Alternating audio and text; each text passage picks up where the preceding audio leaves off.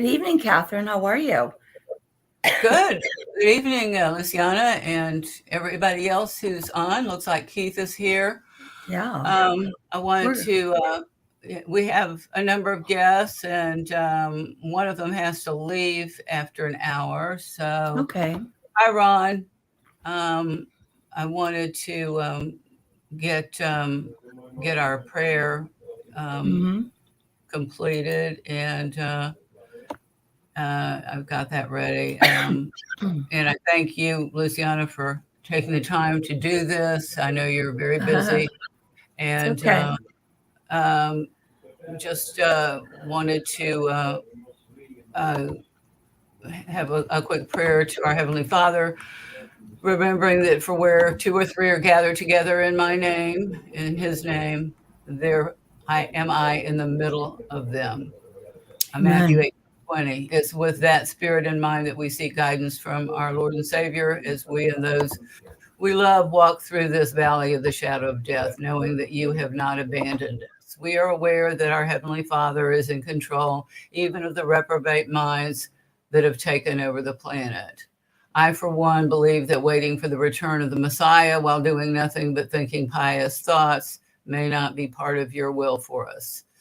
And I ask whether the prevalence of evil in the world would nullify the gift and responsibility that you, Heavenly Father, assigned to us in Genesis 1:26, and that instead we turned over to Satan and his minions. I, I, Exactly. I do not believe that I can discern uh, in that intention and Yeshua's assurance to us that he and the Holy Spirit would be with those of us who endure to the end, and that we are to resist the devil and he will flee from you. James 4:7. Please continue to guide us in this path and bless those who are sharing their earthly strength and wisdom with us this evening. Amen. Amen. Amen. Thank you, Catherine. And we do have some guests waiting in the wings here.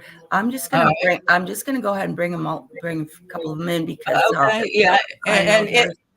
if the sound issues are such that we have to mute some people, then so be it. Mhm, mhm. Okay. Hi, Ron, and hi, Jerry. How are you? I think Jerry Well, has his.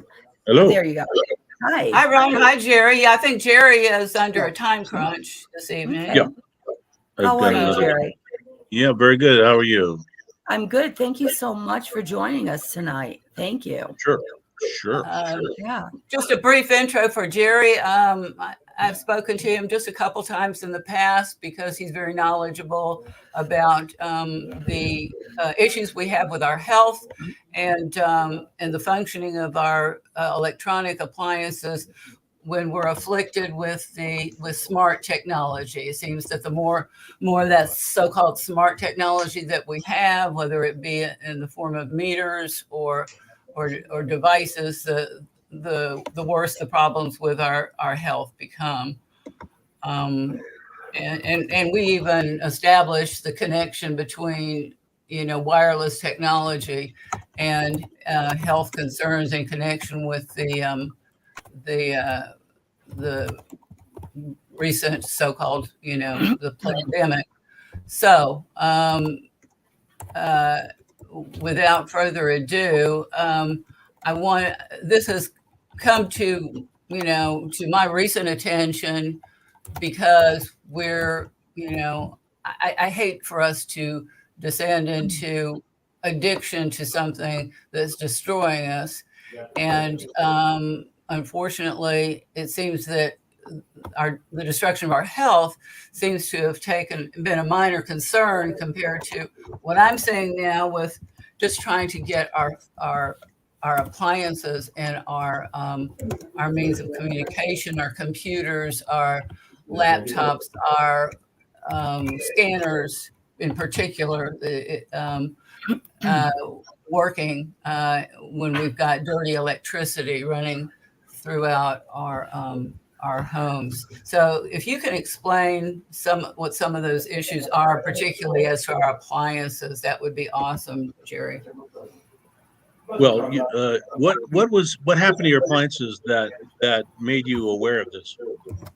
Well, we had been told that well, first of all, my assistant had a Hewlett Packard a scanner, and I don't know what she tried to do with it. She liked it because it when it ran out of ink, it would automatically order itself some more ink, and it would be delivered to the house. How handy dandy is that? So, but there's a price for convenience always, and at some point, the machine just wouldn't work at all. Just wouldn't work at all. So, and we wanted it to be able to scan more than one page at a time also. And so we thought, well, we're just going to spring for a really high dollar machine. And we were highly recommended the Epson 4850. And there were people who had the earlier versions of the Epson 4850, and then another the precursor of it, the Epson 3750, and their machines work like a dream.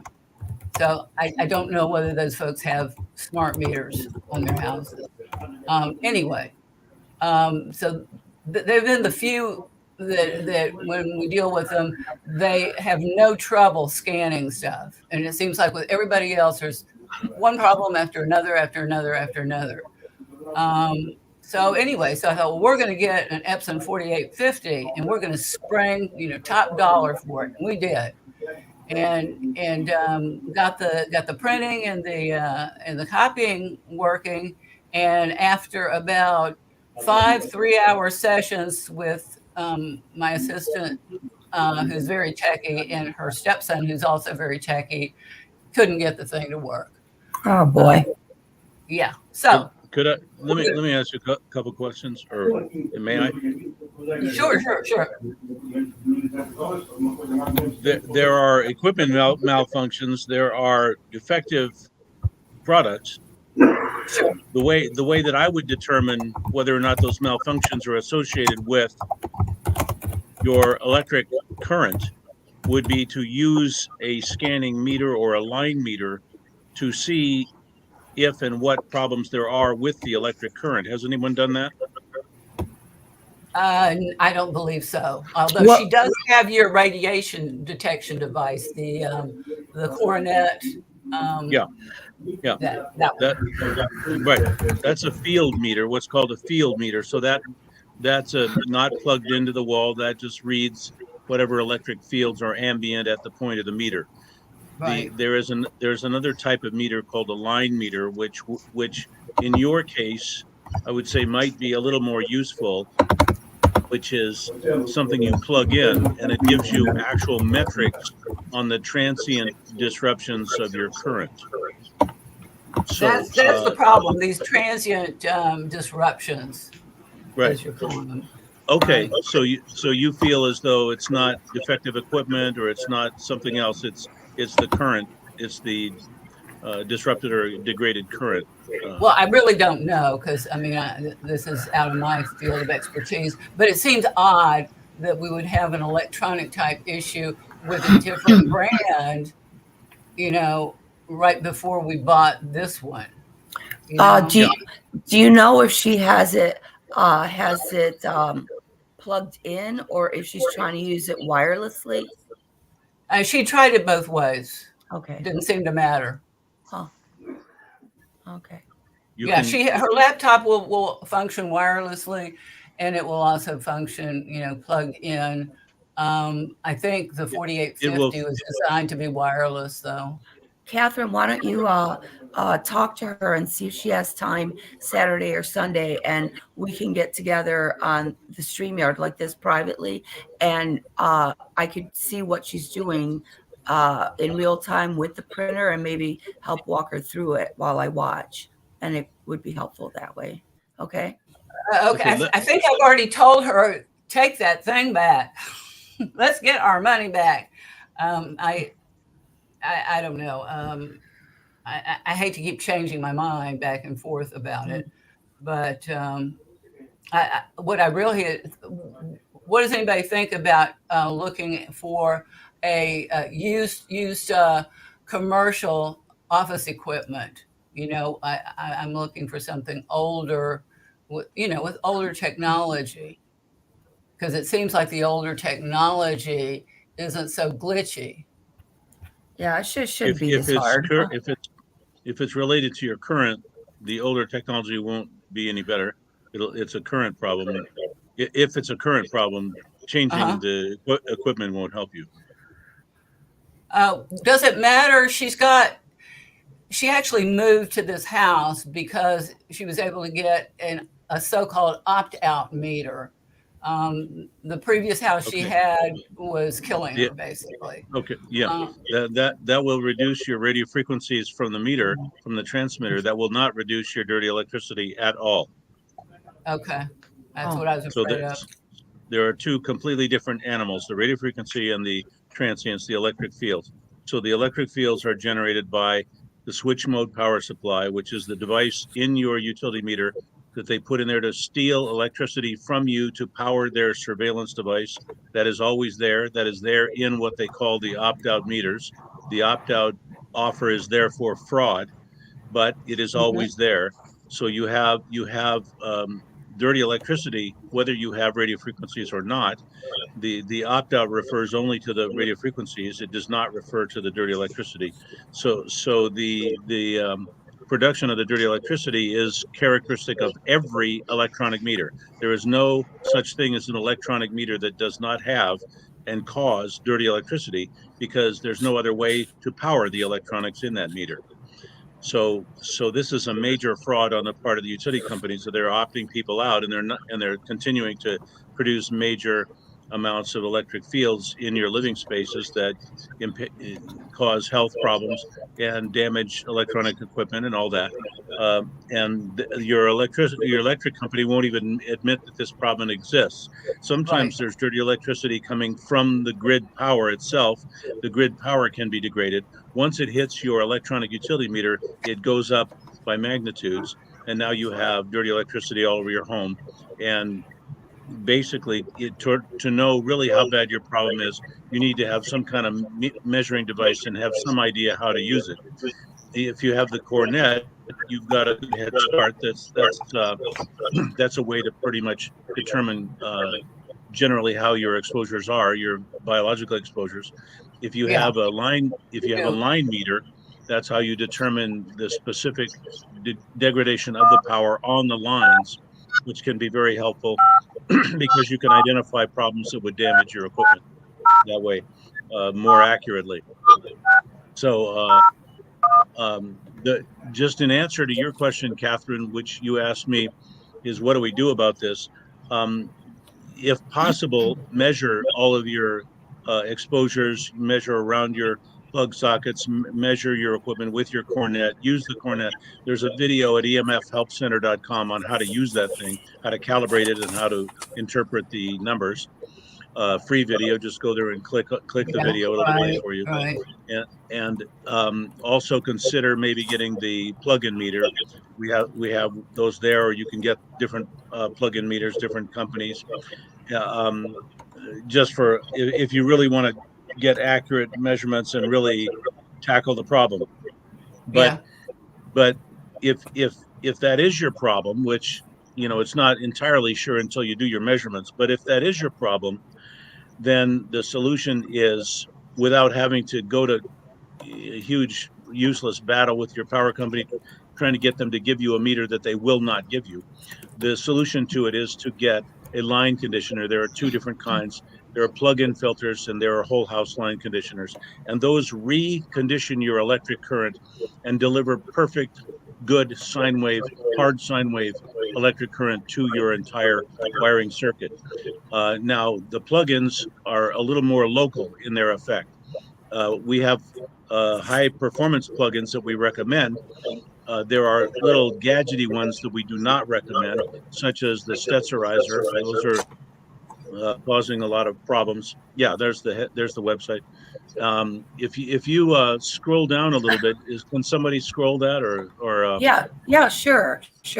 just scroll Okay. down slowly, and I'll stop you, and so you can see some of these things.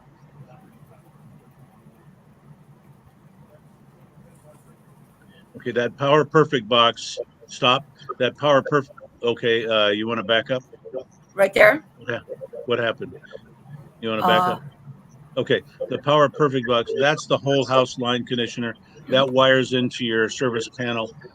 That will clear and then regenerate perfect clean power for your entire wiring circuit. Now, if you don't mind, keep scrolling down. I'll show you the plug-in filter. And I'll show you the line meter as well. There And it the is. plug-in one will affect certain circuits within the house. If you have 4 of those plugged into your house, you'll Yeah. have the equivalent of whole house line conditioning. So that's Okay. a more affordable way to do it, but Uh-huh. it's not serving as a surge protector. It's not serving as a surveillance defeater. The whole house line conditioner above will defeat the surveillance they're doing on you, and it will defeat the surges. These are local. They'll give you a little surge protection on whatever line they're plugged into. On the back of that is a male plug. You plug that into the wall, and then you can plug a device, like I would recommend you plug your Epson into that female socket on the front, and that will protect your Epson from dirty electricity transient effects. But ultimately, for your home, if you do have that kind of dirty electricity on your lines, it'd be better to have whole house filtering, either 4 of those or the whole house line filter, which will also defeat the surveillance. When you wire in the whole house line conditioner, the one we saw at the top, the Power Perfect box, that scrubs that's got capacitors in it. They're like batteries, and so that will take your current and even it out, even the consumption profile out, so that your utility company will have a very difficult time conducting surveillance on your property that they do with their utility meter. The utility meter will not be getting the information that wants in order to expose your activities inside your house. Now, if you What is want to, that based on? Heat-seeking technology, where they know when you move from room to room and can pretty well guess, if you're sleeping, if you're washing dishes, if you're going to the bathroom, all of that that. would there are things that are related to some of the devices, such as your assistants, those Siri, Google Assistant type of things. Yeah. Uh, they have any number of sensors that are spying on you. Um, Generally, I'm I'm not sure now that you mentioned, I'm not sure how specifically the whole house line conditioner would affect the performance of these assistants. But I think that the better move is to get rid of the assistant, because um, the line conditioner is not designed for that. It's designed to clean transients. So what that means is you'll be giving perfect clean energy to your Google Assistant, to your Siri, or to whatever it is, the Alexa, and so that thing would just function nice and perfectly and hum along and spy on you all day and night with all kinds of different sensors in it. And they'll detect whether the bodies are in the room or out of the room or whatever. It'll do that even better if you have clean power. I think Ah, the wise move is to get rid of the surveillance assistant type devices and put in some kind of line conditioning, and that's the better move. right. Obviously, So you can you get the don't need whole to. And house yeah, version. yeah. Yeah. Well, that's the one that gives you surge protection, and that's the one that gives you surveillance protection.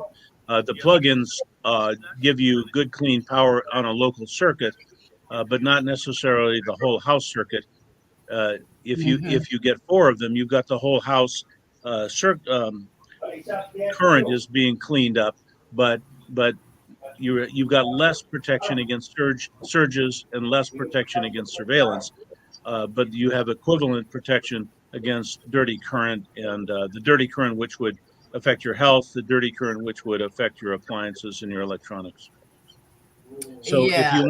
if you want to scroll down, I'll show you the this line meter, just so you know that, it'll help clarify Okay. what that thing looks like. I'll show you. Is that this one? No, it's kind of below that. Keep going Okay. down, down, down. I'm gonna see the cornet, I think. Is that it? Is this it? That's it. So that's a Okay. line meter. That just has a cord coming out the bottom that plugs into the wall, and those numbers on the face of that tell you the exact disruption level of your current. So 223 there would be relatively high. You want to get that under 50, and so this is a very accurate device, and you can really tell. For instance, if you have one of these plugged in at the same time that you plug in one of the filters, you will immediately see the correction. You know, this if we put in a whole house line conditioner, this would go from 223 probably down to 20 or something like that, Wow. and you would see it, and that's what you want to do. You want to verify that it's working. So Sure. so that you can do that roughly with the cornet, but Uh-huh. but this for that kind of current evaluation on the lines, this is a little more accurate. But Yeah, now there was a question here about using only devices with USB ports. Does that have anything to do with reducing your risk of having well, your yeah. equipment destroyed?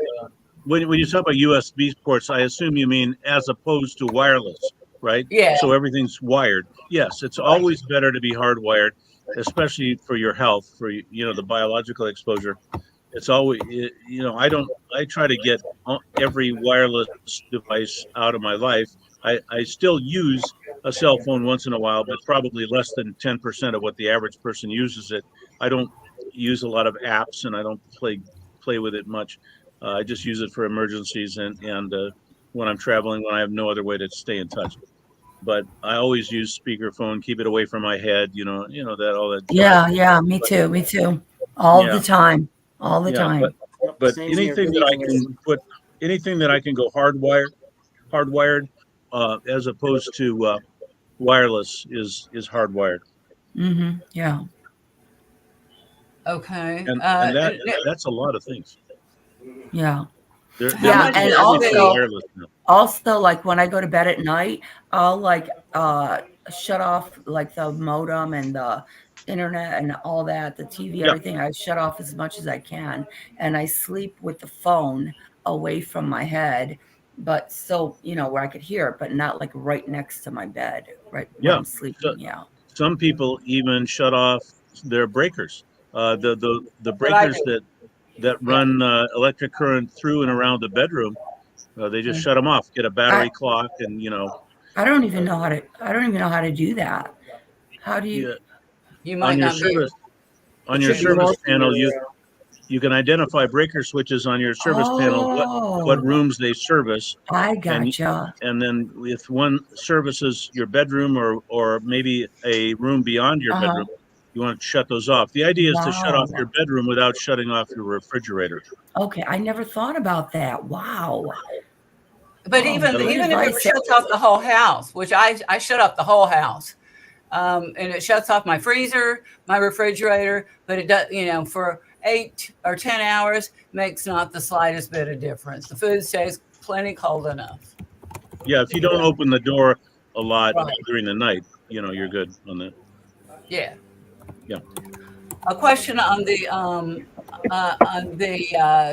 meter, the static dirty electricity meter.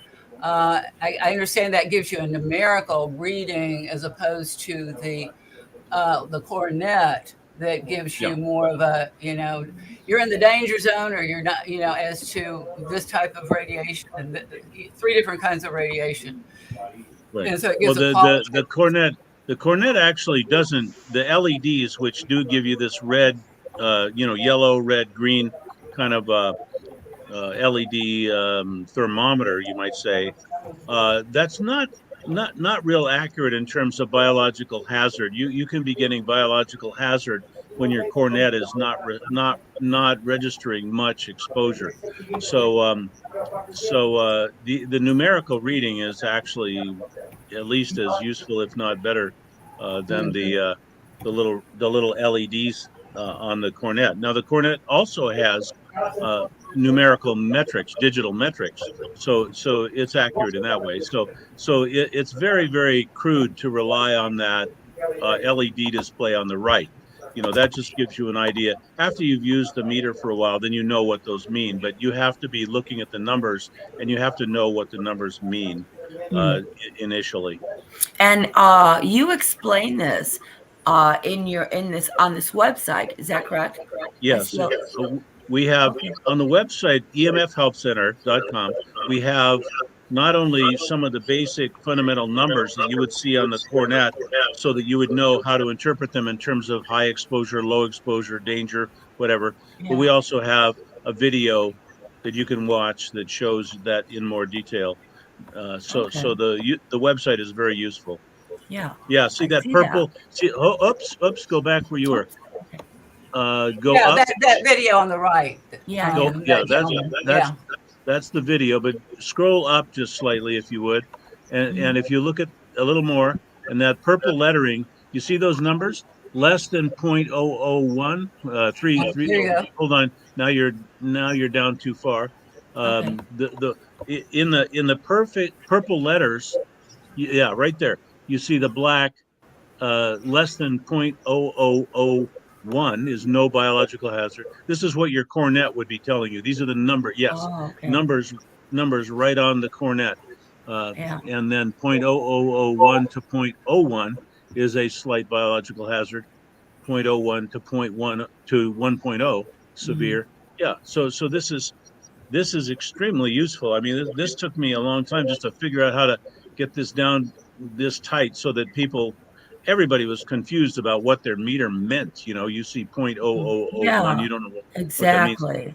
So Wow. so this really cleared the fog here. Just Yeah. this one Wow. paragraph right here. Okay. And that's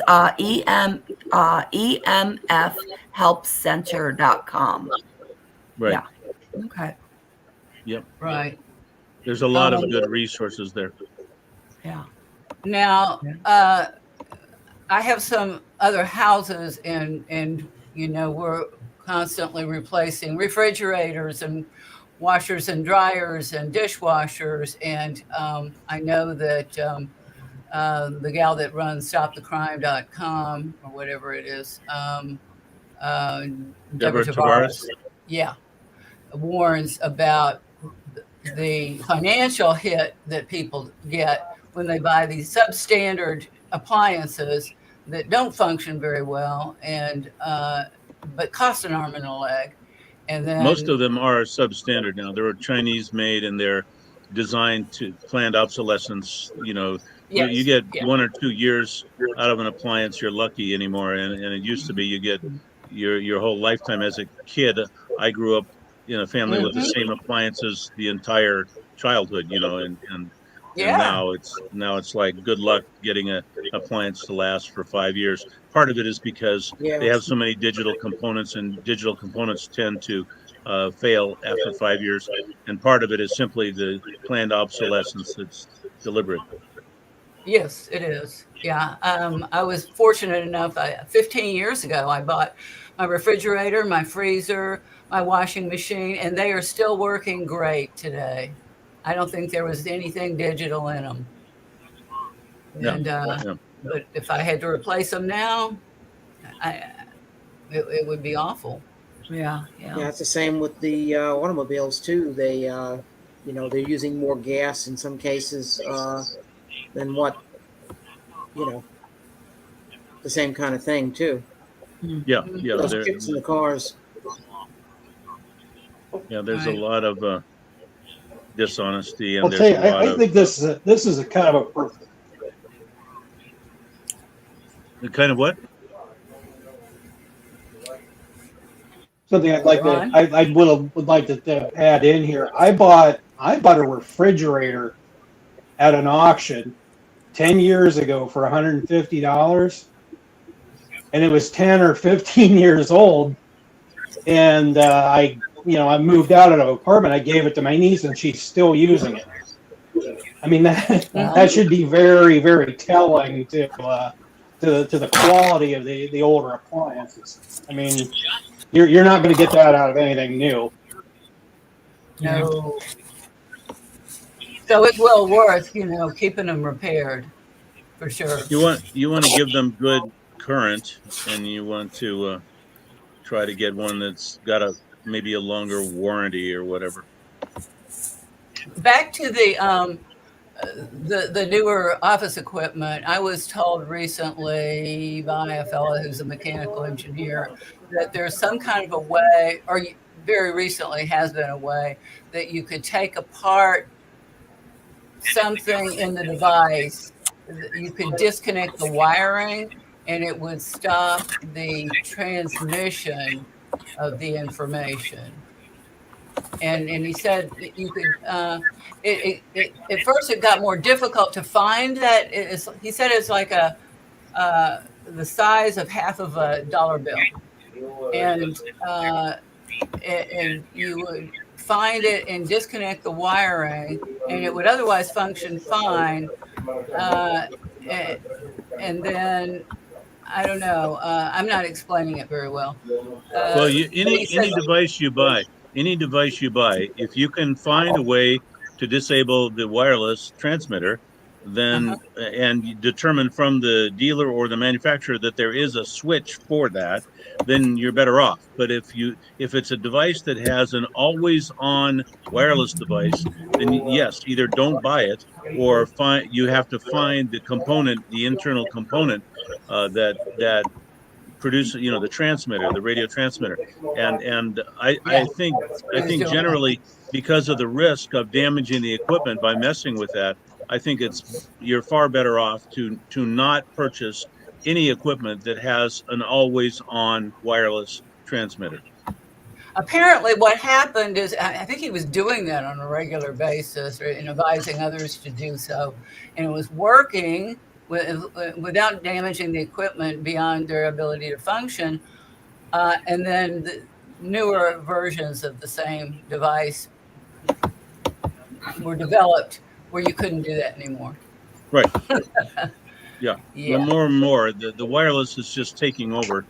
And this is very bad for our health, and we have to be very careful about it anymore, because they don't even tell you when things are wireless now. They just assume nobody cares and it doesn't matter and it's all safe and all that. But for some reason, the biological effects of wireless energies is completely ignored in the entire consumer product industry, if not all product industries, industrial and consumer. So we're in a very dangerous world right now, and it's going to get more absolutely dangerous. Yep, 100%. And I mean, anyone who can't see that is just completely blind. It is very dangerous and getting worse every day. As far as we all know, I guess most of us, that we can certainly be affected by our neighbors' wireless technology, but the greater the distance away the neighbor is, the less of a risk that is. And apparently, I mean, I'm hearing that the trees and other structures can actually block 5G and other the higher frequencies, 5G high frequencies above 10 gigahertz energies. They're not so good at blocking the 2.8 gigahertz standard cell phone frequencies, but they do to some extent block the higher frequency 5G type of, they go up into 28 gigahertz, 60 gigahertz, and a wet tree will block that entirely. So that's why they have to have so many more transmitting towers around town when it's 5G. They can only count on it going maybe 1,000 feet. So what would happen if one of those towers came down? You wouldn't have electricity in a certain area then? No, 5G towers are not providing electricity.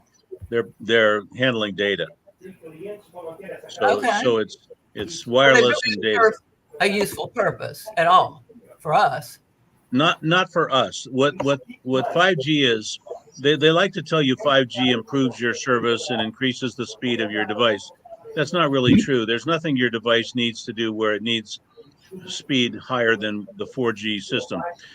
The reason that they're putting in the 5G system and trying to get us to pay for it and trying to get us to think that it's some benefit to us is so that we will pay for it and they won't have to pay for it. But all of the benefit for 5G generally is mass surveillance data transfer. I know that you're also aware and in pretty, steady contact with people who have organized, the common law notice process to basically, and I've delved pretty deeply into it too. The theory is that, originally I had a contract with you people and it didn't involve any dirty electricity. And now, you're proposing to breach that contract. You call it a modification, but you can't modify unilaterally. So you're trying to breach the contract, and I don't accept that. And I'm going to hold you specifically to performing according to the original agreement, which was, to provide me analog meter readings. They will tell you immediately that what they're giving you has been tested and proven safe, and there's no problem with it, and you have no legitimate complaint, and there is no solution for what you're asking for. Even if you wanted one, they will tell you they can't even get electromechanical meters anymore, which is a lie. They will lie and lie and lie, and they will tell you that there is no hazard from any of the wireless exposures. There's no hazard from any of the dirty electricity exposures. There's no hazard from any of it. It's all tested. It's all safe, and you're just a nutcase, and we're not going to help you. And you'll get the same answer if you go to the Public Utility Commission. They'll say the same thing. Jerry, they wouldn't lie to us, would they? Oh, no, of course not. Maybe in the U.S. I'm not sure, because I actually tried this in another country. Okay. And I was getting a little bit of a hint that, we can't read your meter.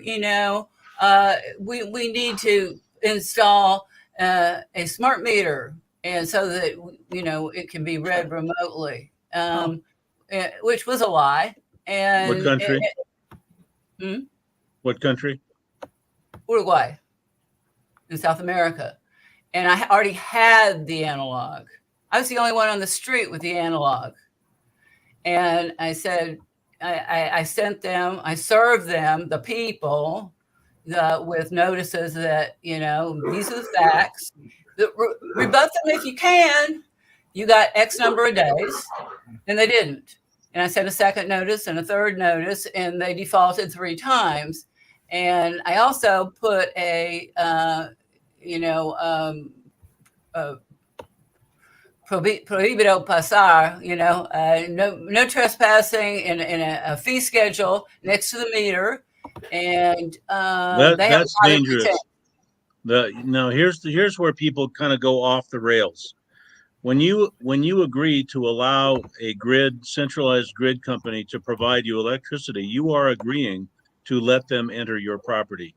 So, the no trespassing sign is a mistake, because they have a perfectly good argument that they have to access their equipment, they have to access your property because they have equipment on your property, and they have to do it anytime 24/7 because there could be an emergency. So you cannot keep them off your property if you agree to let them come on to provide electric service. I personally happen to have off-grid solar. I do not have any relationship with any electric utility company. I am my own power company, and no one comes on my property without an invitation. And I have no trespassing signs, and I have a locked gate on my property. Yes, and I don't have to give that lock combination to any utility company because I don't have utility service, any centralized utility service. Now, that's not everybody can do that, have off-grid solar. You certainly, I would imagine, could do it in Uruguay, but not in New Jersey or places where Canada, places where there's not that much sun. So it's not the world solution. But if you're in a place where you can do off-grid solar, now once you get off-grid solar, you have to do real large-scale dirty electricity cleanup because the solar, both the panels and the inverter are big bad boys for dirty electricity, and you got to have your whole house line conditioner. In fact, you have to have a heavy duty one. But that's doable. You know, you can clean up your dirty electricity. But you know, if you do have grid power, you're agreeing to let those grid employees enter your property. Well, I put in the notice specifically that that was not part of our contract. If I was mistaken, they had X number of days to tell me otherwise, and they didn't. And I Well, told you'd them have that a I hard would read the meter, and I would you'd read have a the hard meter, you'd and have a they hard agreed. time. And I've been reading the meter and delivering them by hand every Yeah, month, yeah, meter reading, you and can they read the agreed to meter. it. You can read the meter, but you can't take care of an electrical emergency if it occurs on your property due to a lightning strike or who knows what, a squirrel chewing through a wire or whatever. You know, Right. they have to have access to their equipment, and They didn't they claim do. that they did, though. Well, that's because they're not responsibly answering their mail. But if I was the court, if I was the judge in the court of law, I would say, you know, whatever you defaulted on them on is okay, except for the idea that they can't access their equipment because, you know, they're obviously just not properly answering their letters. You know, as a judge in a courtroom, I would penalize them for that, but I would not overrule that. I would not rule in your favor because I would say, well, it just stands to reason they have to access their equipment. They're giving you a service. Well, I also named the people on the so-called court, which is not really a court. You're calling it a court of law. These are not courts of law. I understand. And there is no country of Uruguay. It's only a private for-profit corporation, like every so-called country. It's irrelevant who's adjudicating. I'm just saying whoever is adjudicating, whether it's a legitimate court or not, whether it's de facto, de jure, go down that road. Somebody is, if you're allowing someone to arbitrate your relationship with your utility company, I'm not. then how are you going to enforce? It's already an enforceable contract because of the 3 notice process that they have It's defaulted on. enforceable, but the enforcement is usually done with a justice system and a court system and all that. They've So if already you, agreed that the Ohio Circuit Court of Record could enforce it. well, now we went from Uruguay to Ohio. Yeah, well, the parties can always agree to any particular quorum. You see that in your credit card bills all the time. We're going to have any dispute resolved in the state of South Dakota, where they allow usury. For example, I'm just saying that has to be clarified and that has to be, you know, put forth in those contracts, and then you exercise the contract. But I'm saying what you're talking about doesn't matter. The utility company, no matter what the jurisdiction is, the utility company does have right to access their equipment. They're providing electric service. You know, they're providing equipment. They have to access that equipment. So which they are paid. Yeah, and which you have agreed to let them do. So you know, you have to, if you're going to allow a central grid provider, which happens to be in most cases a government protected monopoly, which will abuse your rights and you know, ritualistically, then you know, you're going to have these problems. You have to sort out, how do I keep these criminals from engaging in criminal misconduct on my property when they are criminally violating me by the installation of an electronic utility meter? It's a difficult question, and that's why I would request if someone could put the emfhelpcenter.com website back up. I'd like to point out something, how we would suggest that this problem be addressed. Is that possible to get that on screen again? Yeah, Luciana is in control of that, and I don't know, she might have left the area, but here we go. All right, so if go. you could scroll, Luciana, if you could scroll up to the top, I'll show you something here. I agree that ultimately the true fix is Okay. to have alternative energy like you have, like, you know, a solar system. Well, that's the ultimate one, but there are other solutions, and I'm about to show you that. Luciana, if you could scroll down just slightly and see where it says solutions, that's the top of a column that goes on for quite a ways. It's several pages long. And it's Okay. a step-by-step thing. Here's number one step: send them your notice of liability. But it goes down to step 2, 3, 4, 5, 6, 7. What you have 4 major problems with an electronic utility meter. You have RF radiation, you have dirty electricity, you have surveillance, and you have surge issues, fire hazard from lack of surge protection. It's impossible to provide surge protection for an electronic meter. So as you go down through this column, this center column, you see solutions for every one of those that you can do without going into battle with your utility company. Just go ahead and keep scrolling down. You'll see some more topics go by. And you go, these are things you can do yourself. Notice of fraud, we recommend if anybody ever offers you an opt-out contract, send them a notice of fraud. Get that on the record. Keep scrolling up. I'll show you. Let's find the next thing, because we're gonna start to take care of things like the dirty electricity. We're gonna take care of things like the radio frequencies by either shielding or requesting the opt-out. But Wow. it talks about how you keep scrolling down if you can.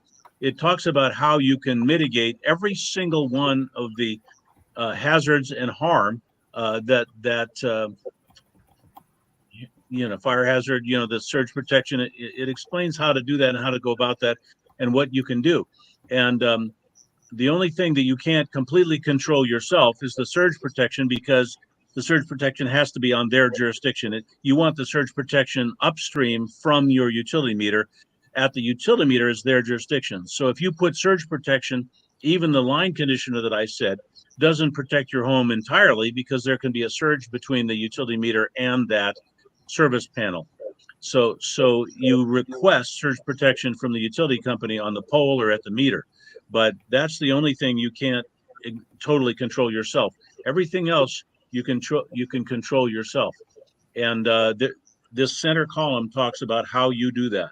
And in some cases, you have to spend a little money on this or that because you have to do it all yourself. They're criminals. They're not going to help you. They're not going to come and resolve the problems that you point out.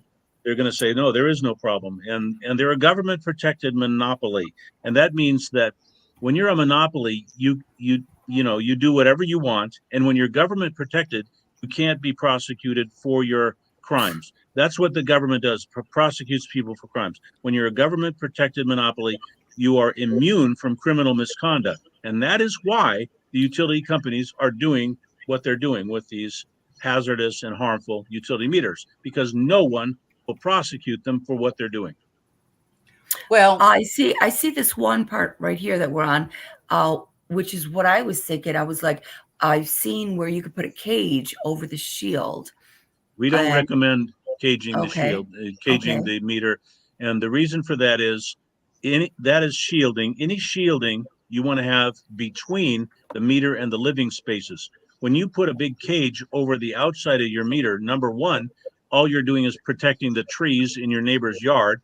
And number two, you're going to be penalized for what they call tampering with your equipment.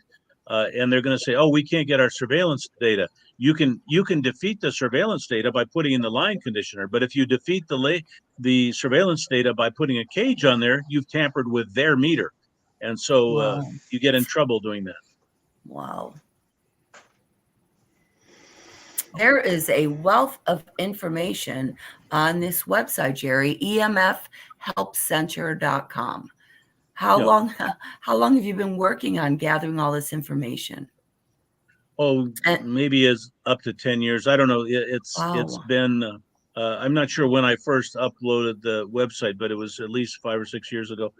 But 10 or 15 years ago, I had problems in Burbank, California with the utility company. I could see immediately that the electronic utility meter was not something I wanted on my property. And I went to big battles with them. And so that's where a lot of this came from, is just hard knocks and battles over the years.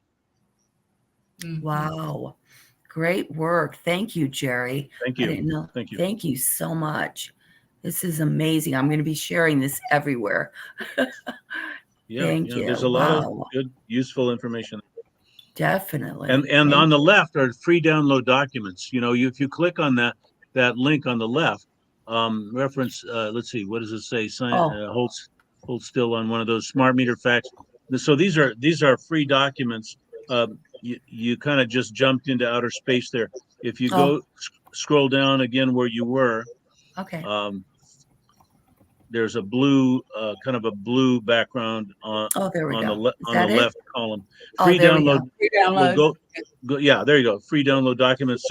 So one after another, you just click and you just print it, load it in your computer and print it out and edit it all you Wow. want. They're in Word format. Okay. You can edit them and put your address in them if you're going to send a notice to somebody. And there's a whole string of very useful templates there, and those are all free. You just click and it's yours. Mhm. Wow. Thank you so much, Jerry. Thank you. Sure. Wow. Yeah. Okay. Good work.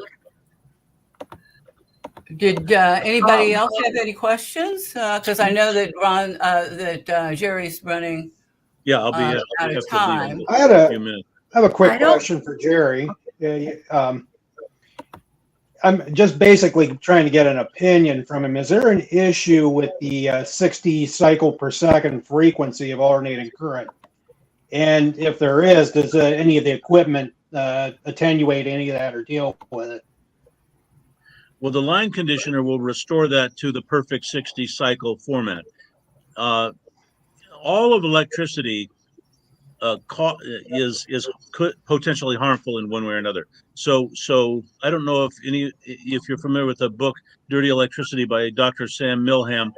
He was studying this right from the get-go, when they first wired our cities with electric power. And in the 1920s, when they had the cities kind of started to be wired, there was a 20-year lag, and then there was a cancer epidemic following that. It did not follow in the rural areas because the rural areas were not wired for electricity. About 20 years after that, the rural areas got wired. Then, sure enough, 20 years later, another cancer epidemic developed there. So now the whole reason we have more cancer than we did in the 1800s is because, we have this major cancer thing going on. Cancer was almost unheard of, before that. Well, it's electric fields. So electric fields are not a good thing to have to live with. If we clean it up, if we do our line conditioning, if we do our due diligence, we have our meters and we can scan if there's a bad exposure. We have to kind of pay attention to it. That's what nobody has told us. Our teachers in school don't tell us. Our government doesn't tell us. Our utility companies don't tell us. It's toxic and it's harmful in certain ways when used in certain ways. And so to protect our health, we have to be a little bit careful about it and sometimes take measures to have clean electricity, to have ourselves not be exposed by it, like we were talking earlier, turning the breakers off to your bedroom when you sleep, and whatever that might harm you. There's about 20% of the population that's electromagnetic sensitive who will feel health effects, kind of symptoms immediately, and then the rest of us will just get cancer 5 to 20 or to 50 years later if we're getting a lot of electric exposures. Depends on how many exposures we get, and it depends on how our particular DNA is susceptible to those kinds of exposures. But it's basically the long-term health effects for most people, and then the short-term symptoms and health effects for the electromagnetic sensitive people, which is somewhere 15 to 25% of the population. Okay, that answers my question. I'll be honest. The reference I was making to was there's a book called The Invisible Rainbow by Arthur Furstenberg. Yeah. Okay, he goes into that a good bit. In fact, he connected diabetes with these EM fields. Well, there are many diseases. Yeah. Right. I mean, but I actually will look at the book that you mentioned. Though I'm sorry. Could you repeat the name of the book, please? Dirty Electricity by Dr. Sam Milham. Okay, thank you. Actually, Sure, we'll sure. look that up. That was a question I had. If someone else had another one for you. Now Furstenberg's book may have a lot more general useful information. The Dirty Electricity book goes through his life story of how he was an electrical engineer who was hired to mitigate electrical problems like at schools and large institutions. And he just gives an account of how he discovered that dirty electricity is a major health damager, in society, and a sort of a stealth one, because we're all subject to it and we don't even realize it. So it's that's pretty much the message of that book, and he supports that, and it's good to read it. But the message of the book is that electricity is a little bit poisonous, a little bit hazardous, a little bit difficult to manage, and a little bit hard to understand in some ways. So that's he doesn't get into how everybody can clean up their dirty electricity. He just talks about how you can actually know that it is a problem. Arthur Yeah, Furstenberg is much more involved and active in what you can do about it, the mitigations, or okay. EMF Help Center. Yeah. Well, and you are even more so solution oriented. Yes, Totally. that. There's I don't think there's any point in having conversation if you're not I think getting it'd towards be a some good kind of thing. solution. I'm sorry? Right. Well, I think that's something we all need to look at as being more solution oriented. I mean, Yeah. we can talk about the problem forever, but ultimately you have to lock horns with it. Right. Right. Right. Well, I've got to jump out, and thank you for letting me be part of this. I've got my 7 o'clock coming up now. So you can reach me, anybody can reach me through emfhelpcenter.com, and be happy to answer questions or have a phone call or whatever you'd like to do. God bless you, Jerry. Thank you so much for your time. We really appreciate you. Thank you. Really do. Yes, thank you so much. I hope I can figure out how to log out here, or how do we get out of here? All right. Quick. Thank you, Jerry. Thank you. Well, that was very good information there. Yeah, he was good enough to respond on the spur of the moment, really. Wow. Yeah. So that was good. I know we only want to go another half hour or so. Mhm. I can no longer really remember something I was going to. Go ahead. I was actually quite familiar with him. I've seen a lot of his older YouTube videos. Yeah. But actually, I didn't realize that's the Jerry Day you were referring to. He's covered a lot of subjects. He's actually a very good source of information. I mean, like everybody else, or maybe some things he has holes in his knowledge in. But I mean, other than that, I thought that was really informative what he was putting out there. I mean, he answered a lot of the questions without me asking, and so I didn't ask a lot of questions. Now, you had posted something recently, Ron, yourself about really low tech solutions to the electricity problem for those who really want to, get off the grid. And that's, Luciana, that would be the Facebook link that Ron described as the Pelton wheel. Can you get that? Well, Pelton wheel is basically. I'm sorry, were you asking Luciana to do that, or? I'm asking her to put it up on the screen. All right, you can tell us about it, Ron. A Pelton wheel is basically just an impeller. I mean, what the Pelton describes as the geometry of it. Okay, you notice that wheel on that device had a bunch of little dishes in it. Well, we're not seeing it quite yet. If you can get that pulled up, Luciana, so we can see what you're referring to. It's a system that will allow you to, using wood as your source of energy only, and well, of course, a generator. Which one is it, Catherine? It's referred to as the Pelton generator, Pelton wheel. There should be a reference to Facebook on that link. I mean, I know the link that she's talking about. All right. Well, who's? Do you want me to send it to you again? Well, I mean, I see a Facebook post by Kyle Bryce. No, this is No. another one. I Well, the think thing is, might I might have said it. forwarded this to Catherine after it was forwarded to me. It's something that someone made me aware of it, and then I linked Catherine to it because I thought she might find that interesting. I'm good. But yeah, it Oh, okay. originally I'm I got sorry. it from Okay. I see got it it from now. someone that calls himself Sovereign Man. He's Okay. one of my Yeah. friends on Facebook. Yeah. Okay, Okay. one So second. you found it. Yeah. So we can see it in action, and it's real. It's kind of primitive. It's But very primitive, but that follows back on the point is these things don't have to be complex at all. mhm. Once you've actually come up with a model to work from, there's all kinds of refinement that could be done to that.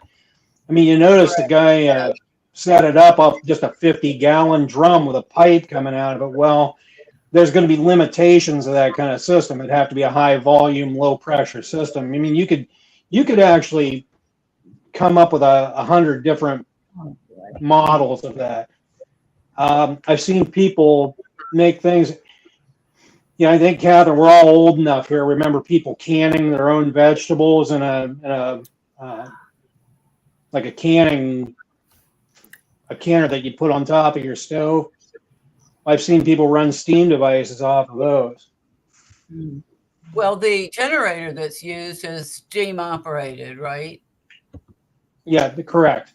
What all that device? I mean, that almost looks like they built it in a third world country somewhere. I It's think. that simple. It's like Yeah, I think literally, Sovman it's is. literally just Yeah. whatever they could round up. Well, we can Yeah. get a 50-gallon drum and this and that, and that's what they did. Right. Um, Right. I think But so too. but at Maybe. any rate, yeah, it's just basically we've got a vessel that holds water. There's steam coming out of this end of it, and it's pushing a wheel. If you start looking at impeller geometries, the sky's the limit. I mean, you can run them on friction drives where the steam coming out of the nozzles is making direct contact with just a flat surface. I mean, it doesn't even believe it or not, there are less complex systems than what they showed in that video. If here's the thing: if you were, let's say it was right after a hurricane, and you were just gathering up whatever you could find, you could create something like that. Especially if you had a couple things like, hey, I have grandma's old canner packed away. You had somebody around you that was a little bit technically competent. They could put something like that together with a smaller generator. And that generator in that video was a 10 kilowatt generator, and they were driving a water pump with it too. I mean, that had a pretty substantial. There it is. Yeah, this thing's output is crazy. 10 kilowatt is more than what you'd need to power your house. And you'll notice he's moving a pretty significant amount of water with a pump attached to the end of it too. So, I mean, here's the thing: if you wouldn't have to create anything that large. Yeah, that's a pellet wheel. So it's basically just like you could make a tiny pellet wheel out of a bunch of old spoons. Well, okay, yeah, it's got sound with it. It's doing a couple of things. It's it's lighting up that panel of light bulbs. Mm-hmm. That's how he's demonstrating that it's 10 kilowatts, because they're all pretty high wattage light bulbs.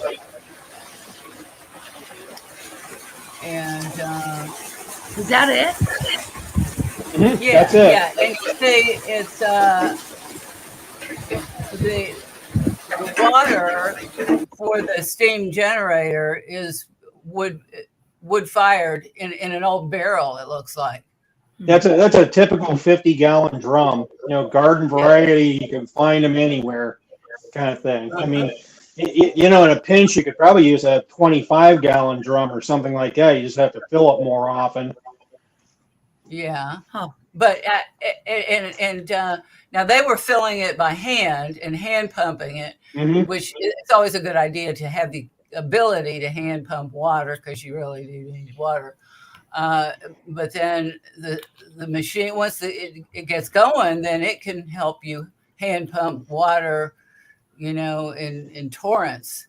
So, well, here, if you had some resources under your fingertips too, you could refine that, where maybe you'd have a flywheel on it to where it would continue to run if the steam pressure was cut off. I mean, I always had a bunch of technically competent guys. We could refine that.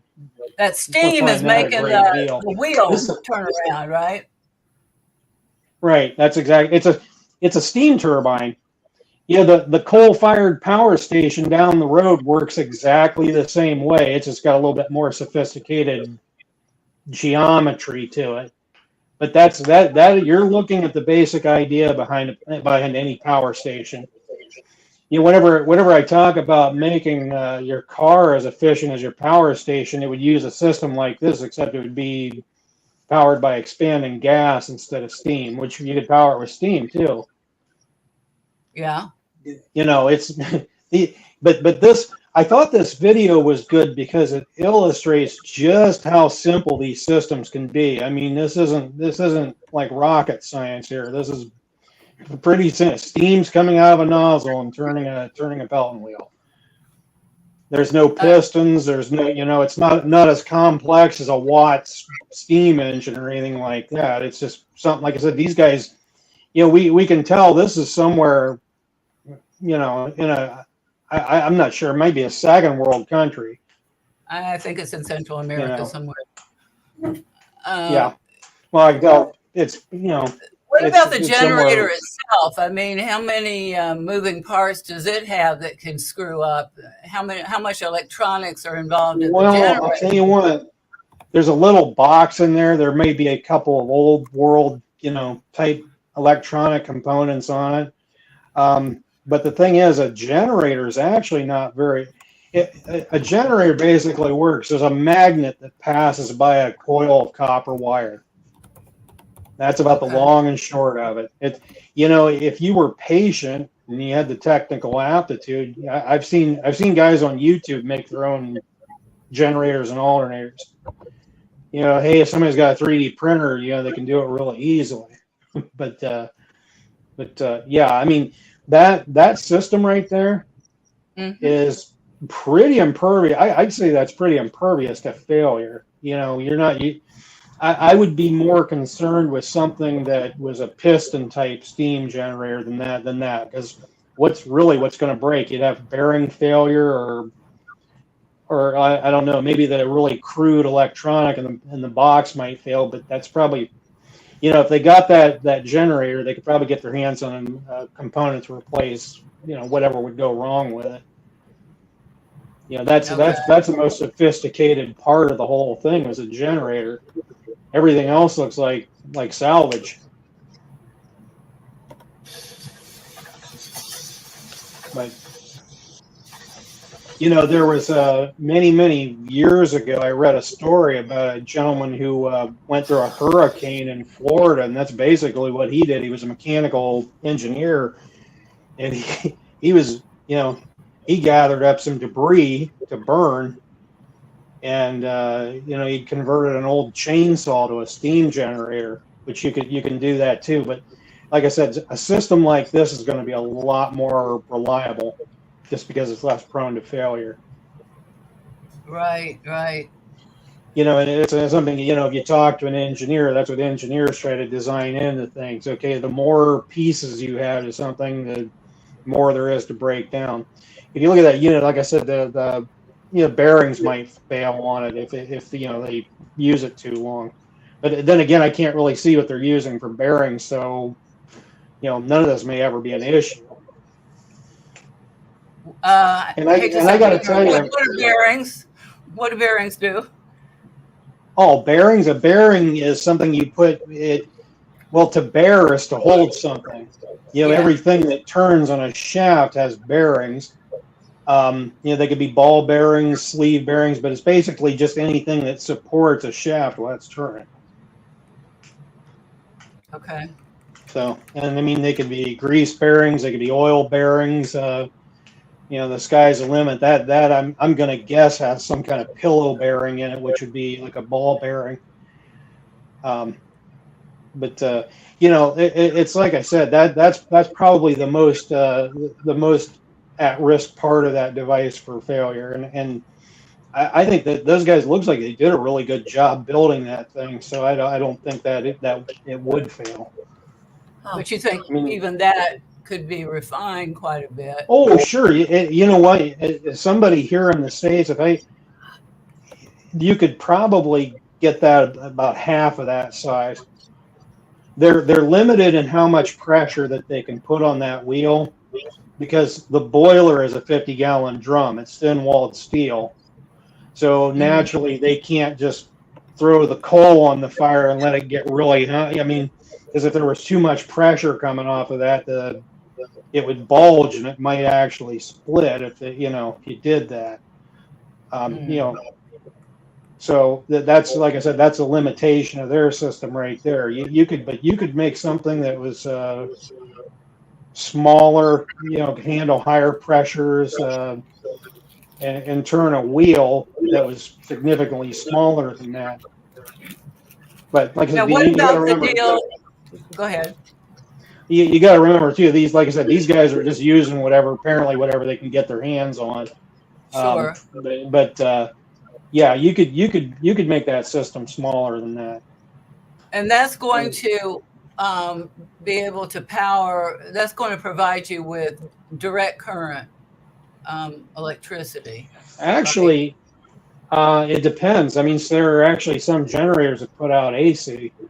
Oh, that's and, right. Your car has an alternator, and the reason it's called an alternator is because it puts out alternating current. Now, before it goes into your car's electrical system, it goes through a couple diodes that convert it into direct current. So your alternator serves as an inverter, really. Yeah, it actually has that built into. There's a set of low and high end diodes. That's what they call it. I'm trying not to get too technical, but it actually the electricity coming out of that alternator starts life as alternating current. And I'm pretty sure you can get a generator that puts out well, I mean, you could set it up either way, but yeah, you can get generators that put out alternating and direct current. I'm going to guess that this is actually, they've got this set up for alternating current. Oh, really? Okay. So you could actually operate a refrigerator or sure. all kinds of stuff. Yep. You're saying that 10 kilowatts is enough for a whole house usually, right? You could run a house off of 8 kilowatts. Whoa. If you were a little judicious, you could run it off of 6. Uh-huh. I mean, so if you've got something, and this is 10, so yeah, they've got that could actually supply a house with electricity. That unit sitting right there. And I mean, I'm comfortable that I only need electricity for my waking hours for 14, 16 hours a day. If you were to run this equipment for 14, 16 hours a day, I'm thinking it's the like the drum's gonna burst, and sure, it's not going to withstand that kind of abuse probably. Right. That's you would get into that, and but I'll tell you, if you were making your own system, you have something called cogeneration. Cogeneration is where the heat that runs a device does more work than just operating the device. And I'll give you an example of this. Imagine your house has a fuel oil furnace. Uh-huh. Okay, well, one model is simply taking that fuel oil and burning it in a furnace. Another model could be you could run that fuel oil or diesel or whatever. You could run it through a generator where it would produce electricity, and the waste heat from that generator could be used to heat your house. See, now you have the fuel doing more than one job, just as these gentlemen here, they have a fire underneath a barrel. Now, as you can imagine, only maybe, 10% of the heat from that fire is actually doing anything. So they could they could actually wrap a coil of copper wire around it and use it to provide heat for something else, then you'd have a system more based on cogeneration. And maybe it wouldn't have to be as large, Right, exactly. If you weren't depending on this to heat the house. Right. There's something too. You could use a better firebox to contain the fire, some more of the heat. Yeah. You could make the fire smaller. There's something too. If you were going to set up a system that had to provide your house with power all the time, you're going to have to look at, you'd have to look at all those things. But this is a good example, I would say, of the simplicity of a system. But I wouldn't assume that this was the most durable or whatever. But you could use it as a basis for for something else. You could use it as a boilerplate to design another system. But like I said, this video was good. This gentleman sent me. It illustrates the simplicity of the system that you can come up with.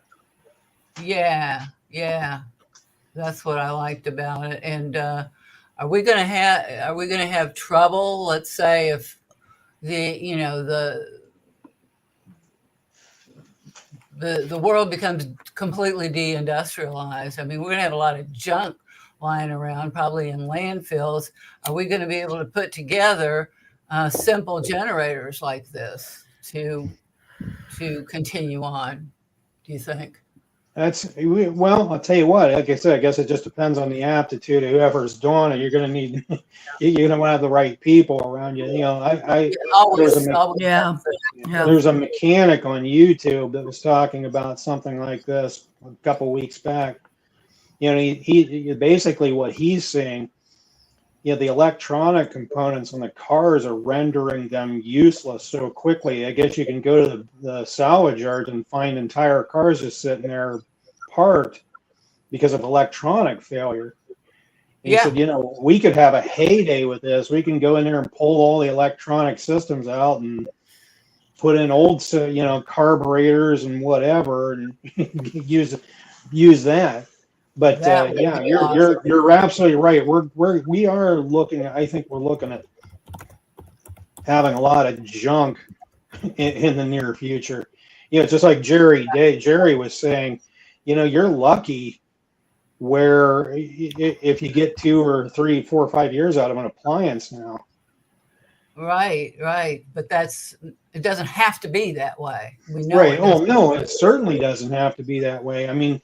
I've gone into, all the things that are done, and all this technology is built around the central bank model. That's why it is the way it is. I mean, if you think about it, you have to, let's say I build a car and it's like a Zundap. It's a Zundap Janus, and it has a Stirling engine.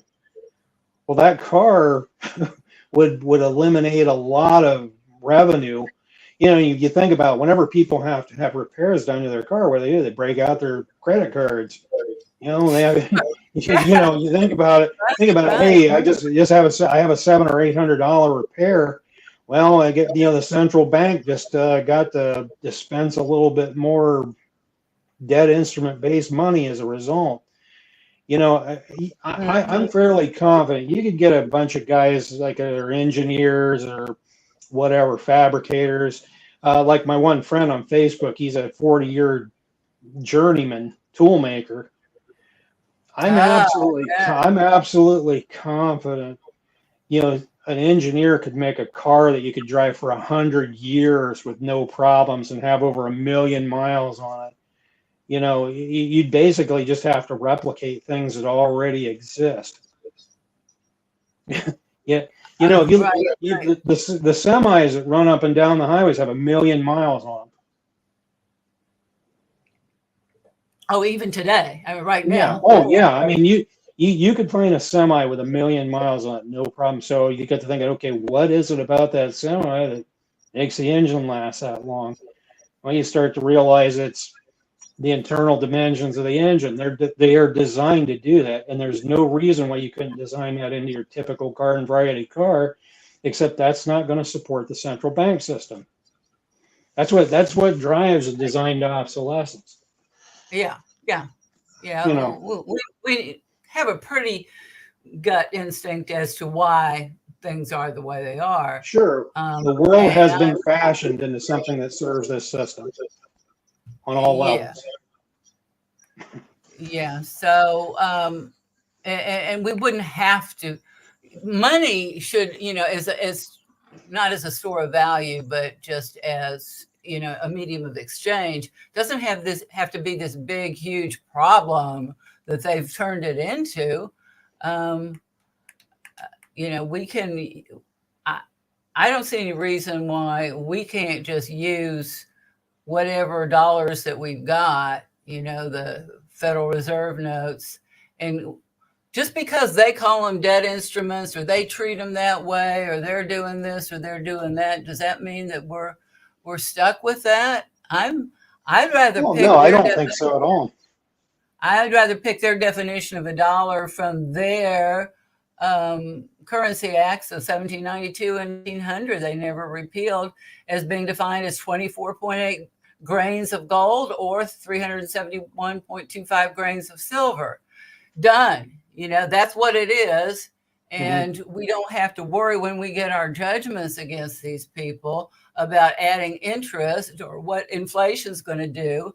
It's just, that's what we define a dollar to be. And we could live that way. We could have, and I've seen it done in rural areas where they have a system of barter, where they have, they keep a list of goods and services that have a certain, you could have it at a certain dollar value or a certain number of points or whatever you want it to be. Everybody's eyes have got to be on the accounting of it, of course, since nobody can trust anybody. And you can trade, how many piano lessons for how many barrels of peaches, if they have, if they're translated into points or Federal Reserve notes or seashells or pesos or whatever. Well, we could also more effectively use some of the commodities that we have. I mean, I'll give you an example. Look at something like aluminum. Okay. Yeah, but okay. Here's an example, and I doubt you find one man or woman out of 100 that ever thinks of something like this. If you look at an aluminum can, like a Coke can, standard 12-ounce can.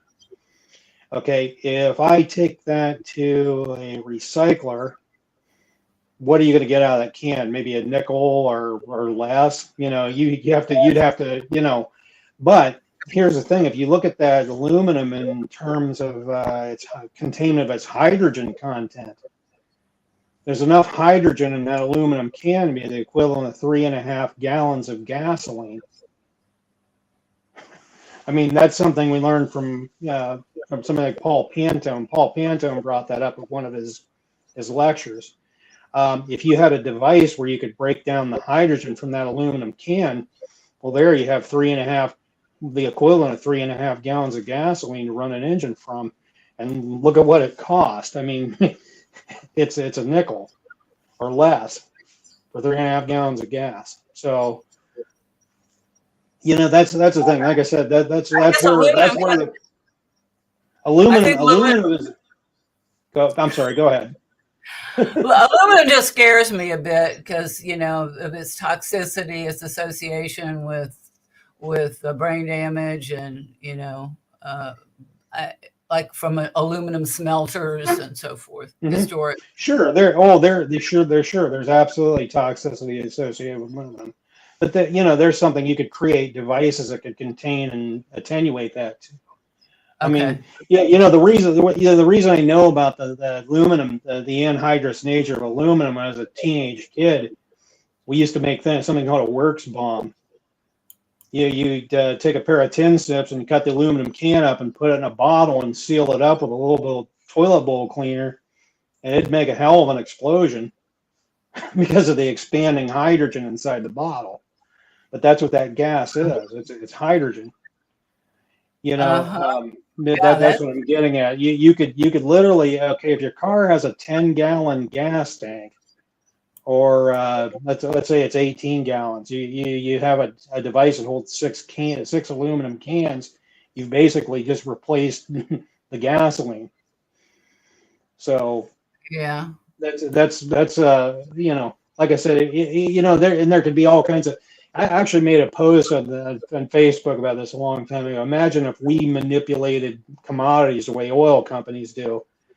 You know, if enough people were doing these things with aluminum cans, the price of aluminum would go up. You know, we would have manipulated the value of it. You know, you know, and I actually had someone tell me that, well, we can't do that. We'll use up all the aluminum. I thought, well, how many cans of aluminum cans are there in their average landfill that people just discarded without thinking? Yeah. So, I Yeah. mean, it must not be that precious of a commodity. And Yeah. if you ever picked up an aluminum can, there's maybe a gram or two of aluminum in it, you know. But at any rate, Right. Right. Yeah. but at any rate, the original point I was making of is maybe, you know, maybe as the economy changes, as we get past this system we're in now, we can start looking at things like that to better utilize our resources. Or you know, Mhm. we need to bring people up to speed on some of these things because it's like a technical literacy is a big problem. You know, I think Jerry brought that up earlier. You know, they don't teach these things in school, and you know, of course we're not going to do that because we want to create a society of dependent people. Right. Yeah. You know, Yeah. Um, I was hoping to cover a whole more areas. Maybe we'll have to have a part 5 to deal with, our addictions to the system, the other systems that they've gotten us hooked on, so-called education, in other words, indoctrination, employment. There's plenty to do that we don't have to depend on them. oh sure, yeah, and you know, there's a lot of ground to cover. You know, I see the relationship we have. Maybe this is a poor analogy. I don't know how much of a movie goer you are, but there was a movie years ago, it was called Alien, and the alien in the movie was something that grabbed onto people's faces and wrapped their tails around their neck. And the thing is, it would if someone tried to remove this thing, it would kill the host.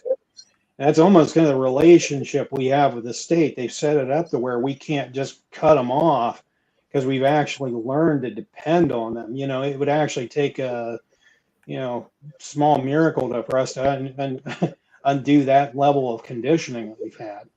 So is it unfair to refer to them as tapeworms or parasites? Oh, no, not at all. With them? They're face huggers from Yeah. Alien. They're I guess you could call them that. But I mean, we've actually been very well trained to not be able to separate them from our existence. You know, Yeah. this is something that it took years to model people into this. And Definitely. there's a lot of work to be done to break that mold. And a lot of us have been trained to not have the skills that would be needed to break those chains as well. How many people, very few people, have the kind of skills that you have, or that Jerry Day has, or even that Sav Man has, or my friend Hobby. Well, yeah, I mean, the guys that I'm friends with on Facebook, they're becoming a lot more scarce. I mean, I don't know, people have the idea that they need to go to, I don't want to go to a trade school. I want to go to college. Which, we need people from, so we certainly do. We need educated people, but we need tradespeople too. Yes. We absolutely need that. I'm not knocking my son just graduated from college with a, Master of Science in actuarial mathematics, and he's, but the thing is, it's funny, when he was younger, he and his friends used to, cast things out of metal. He had a mindset of, he liked to make things too. And I hope he doesn't deviate too far away from that. as he gets older. Yeah. You know, Right. that's a skill. That's a skill. You know, that hey, if you can cast aluminum or soft metal or cast anything, you know, that's a skill that you may, you know, maybe needed down the down the road. And I'm just saying, when my fiance died, he had a lot of excellent cabinet making skills, and he Mhm. was a gunsmith, and he had a lot of skills that died with him in 2019. He wasn't able to pass very much of that on. His daughters weren't interested, and Sure. it got lost, you know. Sure. Uh, Yeah. Well, you know, any older male dies, you know, you see that. And I'm sorry to yeah, hear about your fiance, but that you know, that's kind of a common theme or a common scenario now. You get older people. There's a lot of things that die with someone when they leave this world. You know.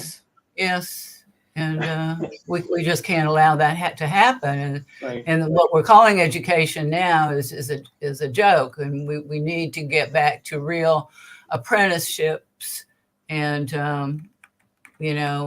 passing along the valuable skills, the useful skills from one generation to the next, hands on. And there's tons of websites out there regarding bartering. Trade your goods for my goods or your talents for Trade your what I skills, need. exactly. They're out there. Okay. I did not know. Yeah, I was just looking through some of them now. Here's just one I happen to run across. Can you see that? And just you list what, like, if you're maybe you need a computer and somebody needs their house painted, and they might trade you a computer they have and you paint their house. And when it comes down to the nitty gritty and we're being choked and can't That's good. Yeah, fine. a lot of trading going on. Well, Right. I've done that in my life. I've I've traded. I built a patio for someone. I laid some patio pavers for someone and did that kind of work, and I did it for, well, that's without getting into too much. I did it for things that weren't money. You can work that way. You can say, hey, you know what? If you don't, you could give me this instead of,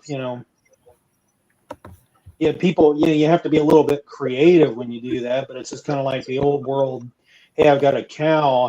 How many chickens do I need to trade for it? Yeah. Exactly. What's That's this worth? Mm-hmm. Well, I know that they did that in the 70s here. They made it work. This was during a dictatorship, and they had to make it work. And it was a rural area, and they just had a list. They met and they figured out what they needed, and they had a list of services and goods, and they survived it. Right. If you think money is, a portable medium of exchange is just basically just convenience. You think about it, it's easier to, trade some paper or plastic or gold or silver rather than, basically always having to figure out, okay, what's this worth versus this? Yeah. It's like I said, it just, those things just basically came into being as a matter of convenience. I'm sure if you ever looked at the history of money and how paper money came into being, people basically were just trading receipts for their gold coins. That's actually how we got into fiduciary currency or whatever. But it all falls back on, can you live without a certain level of convenience to make it? I think we're going to have to learn how. Right. Maybe it's not an optional thing coming down. You're going to have to learn that. That's right. You'd be surprised what you can live without. Exactly. Yeah. Oh, yeah. Well, I'm afraid that's something that people are going to find out too. Boy, what can I live without? There's water and food, but those are the things you can't live without. But like I said, I think that's a lesson that we're going to get taught here in the near future. Yeah, are Marlo and Keith able to contribute? Are they still on?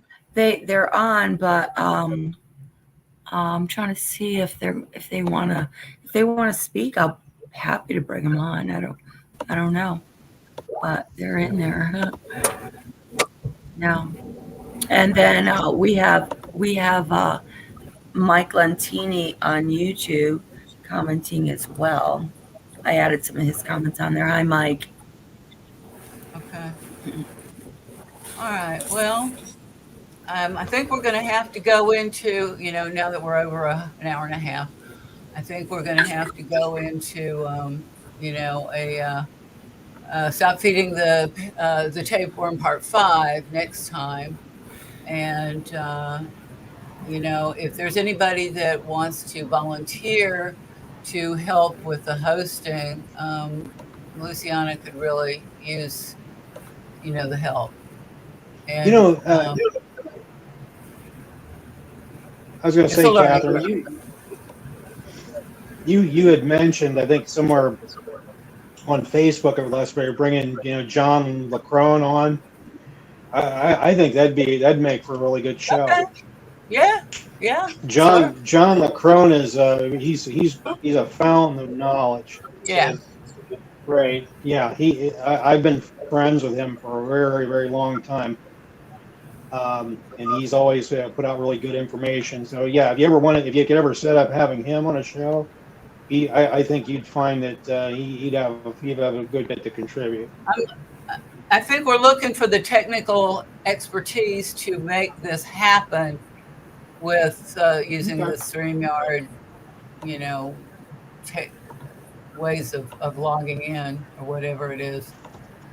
And that seems to be,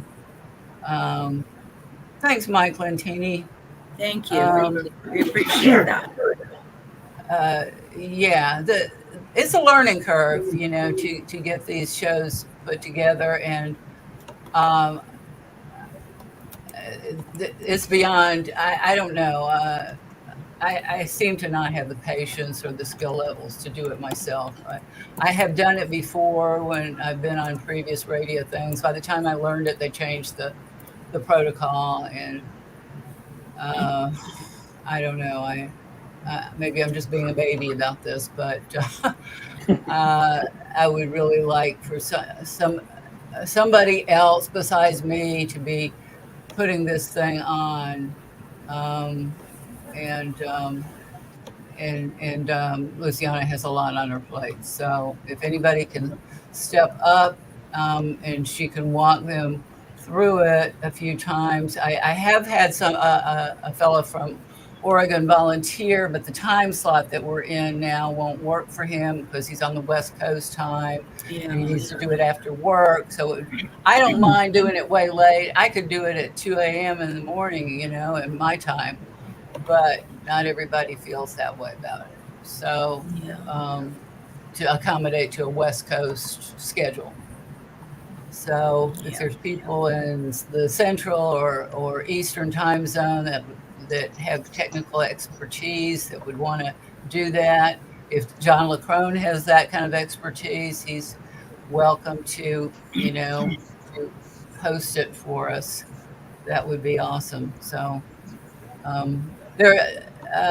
just in closing, I want to thank everybody who's contributed to this. And I think what we have is pretty unique. I'm constantly cruising the internet for others who are doing what they're calling common law and trying to really find solutions outside the system. I don't find anybody who's doing anything remotely like what we're doing. I'm trying to be honest. They're not. Right. I agree with that. I don't know if anybody is doing anything like what you're doing. I wish I could. I wish I could find people who are doing what we're doing, but I'm not. I'm not finding it. So, and I believe that will change. But as somebody put it to me, if you don't have the epiphany, you're not getting it. And I call it a paradigm shift in thinking, where you stop thinking like a victim.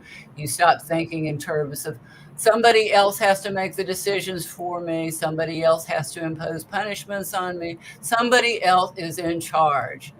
If you can't get past that, I don't know what you do. I mean, and not everybody can get past that.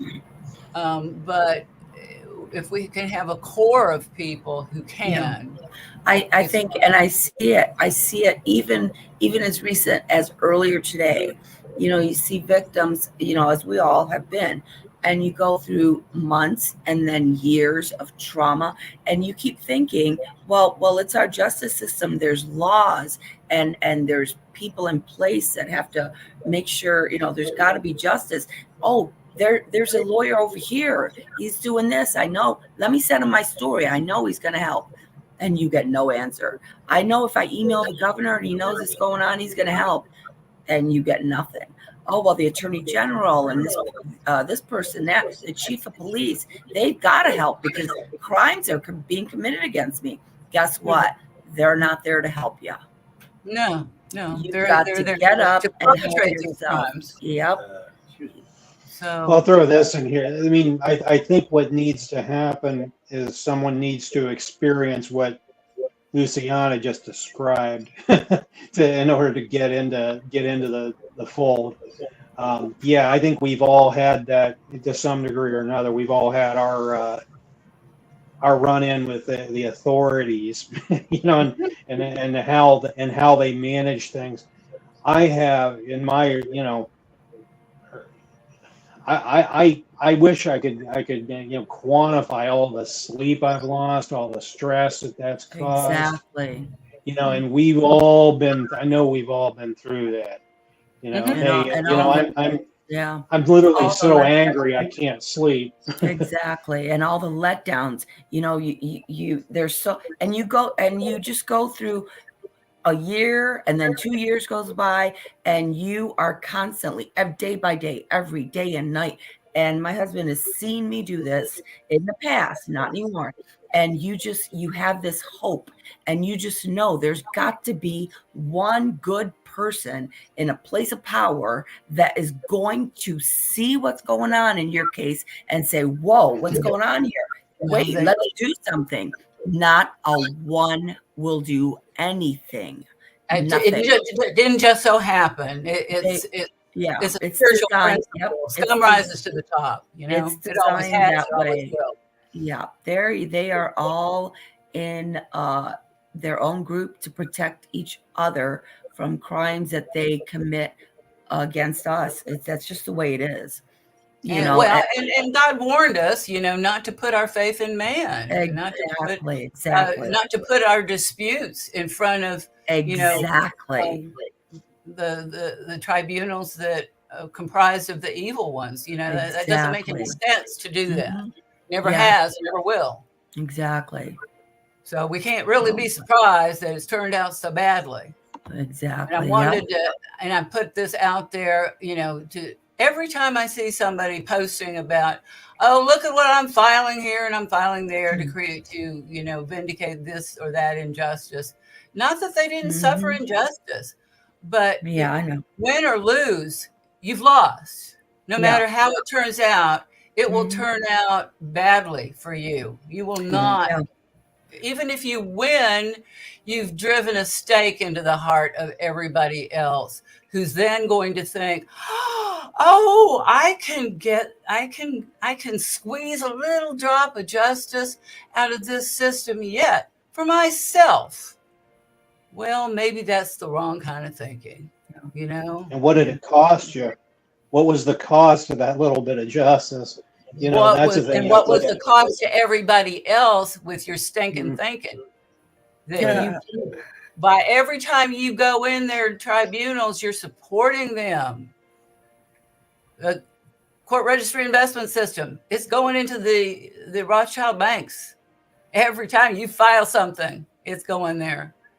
And whether they lock you up and earn money in the prison industrial complex or some other, set of contracts, or whether, they give you relief, a money judgment that you share, 40% of, 60% of with some bar member, and then And they what need happens it. every time you put your signature on something? Oh, I think yeah. you brought that up. Look at how valuable your signature is. I mean, anything that you sign in that courtroom, people just do it without a moment's thought. Oh, hey, I can walk out the door if I sign this. Oh, hey, Yeah, hand me that piece of paper, I'll sign it, and never give a moment's thought to what that signature yeah, does. Well, some of those things, I mean, we don't have to worry about it because they were extracted by fraud. So they're not really signatures anyway. So, we just don't, we have so much power, so much skill. We are the source of yes, not only law, but as we've discussed on this broadcast, uh, all the value that they claim that they have usurped from our yeah, labor, it comes mhm, from us. right. We don't Kath, have to keep yeah, selling it ourselves for pennies on the dollar to them. right. Catherine, I want to mention this to you, and I'll share it with you. I'm going to email it to you because I was completely shocked, and it's one of the models that we actually live by and mention all the time. And one of our clients at our job, I happen to be going through. It's a college, and maybe I better not say which one it is. Well, it's in Nebraska, but this college in Nebraska, I was shocked. I started reading through one of their policy procedures and policies. Can you believe that in their policies and procedures, it literally stated the model for the purpose and procedures of this, I won't say what it is Jesus' teachings in Matthew 18. If your brother sins against you, go and tell him his fault between you and him alone. If he listens to you, you gained your brother. But if he doesn't, take one or two along with you, that every charge may be established by the evidence of 2 or 3 witnesses. Not Mhm. walk into a courtroom with I don't know. It's just I was shocked to Yeah, see I was explaining this was the three. part of No, go ahead. policy. I was shocked that this was part of the way they run part of this school here, you know? This is nothing new. This way, I think I was explaining the 3 notice process to a fellow that I hope will be our 11th member of our court, and he was just flabbergasted. He says, "We did that in the First Baptist Church of what he grew up in Alabama, and Mhm. we did that when I was a kid, 60 some years earlier." So Wow. he knew exactly what I Mhm. was talking about. They did that in their church. If Wow, there was a yeah. dispute, that's what they did, literally. This Well, is, there's no money to be made for the cabal if we do no, that. What are they? no. Where? How will they make their money, Catherine? That's right. That's right. So there's really nothing new under the sun, and we're not trying to create anything new. It's just we're trying to restore what's the best of what's worked from the past, and anyway. Thank you all for your valuable contributions to this broadcast, and anybody who is gets anything out of this, I urge you to also look at our common law website, where we actually show that we have decided cases, we have made findings of fact, and maybe we're not you know collecting on some of these judgments yet, but we've got findings of fact that are going to stay that way for all time. And, Mhm. uh, we can help anybody in Ohio resolve a dispute with anybody else that they have a dispute with, and in a peaceable manner.